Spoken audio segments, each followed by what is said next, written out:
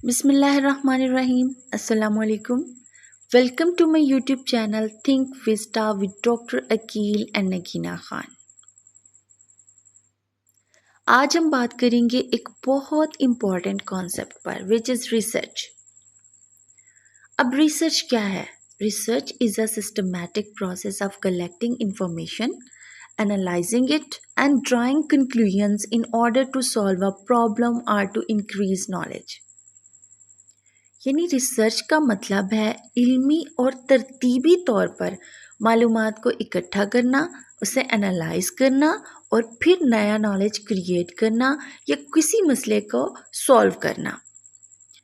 आसान अल्फाज में रिसर्च इज़ इक्वल टू सवाल उठाना प्लस डेटा कलेक्ट करना प्लस समझना प्लस जवाब ढूंढना। हम रिसर्च के कॉन्सेप्ट को स्टोरी के ज़रिए समझते हैं। एक छोटी सी कहानी के ज़रिए समझते हैं कि आखिर रिसर्च है क्या। एक स्टूडेंट है सारा अक्सर नोटिस करती है कि उसकी क्लासमेट्स क्लास में लेट आती हैं। उसके दिमाग में सवाल आता है, why students come late in the morning classes. अब यहाँ पे पहला स्टेप क्या हो गया? आइडेंटिफाई प्रॉब्लम, यानी क्वेश्चन उठाना, क्वेश्चन का दिमाग में आना, क्वेश्चन करना। सारा का पहला स्टेप होता है अपनी क्यूरियोसिटी को क्वेश्चन में कन्वर्ट करना। यही होता है स्टार्ट ऑफ रिसर्च। यानी किसी भी रिसर्च का स्टार्ट कहाँ से होता है? क्वेश्चन उठाने से। जो दिमाग में आ रहा है उसको हम किस में कन्वर्ट कर दें? क्वेश्चन में। सेकंड स्टेप क्या हुआ? Collect information. अब सारा सिर्फ गेस नहीं करती, वो स्टूडेंट से सर्वे लेती है, कुछ से इंटरव्यू करती है और टीचर से भी डिस्कशन करती है।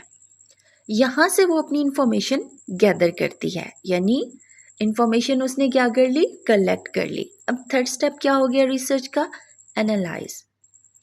अब सारा के पास डाटा होता है, वो एनालाइज करती है कि कुछ स्टूडेंट्स लेट होते हैं ट्रांसपोर्ट इश्यूज़ की वजह से, कुछ ब्रेकफास्ट की वजह से और कुछ सिंपली उठते ही लेट हैं।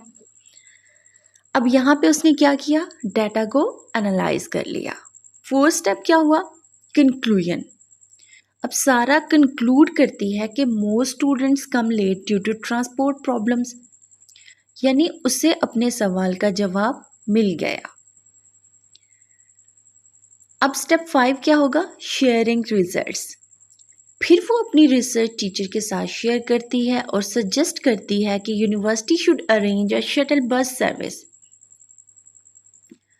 सो फ्रेंड्स, यही होती है रिसर्च, यानी सवाल उठाओ, मालूमात इकट्ठी करो, डाटा को एनालाइज करो और फिर जवाब ढूंढ लो।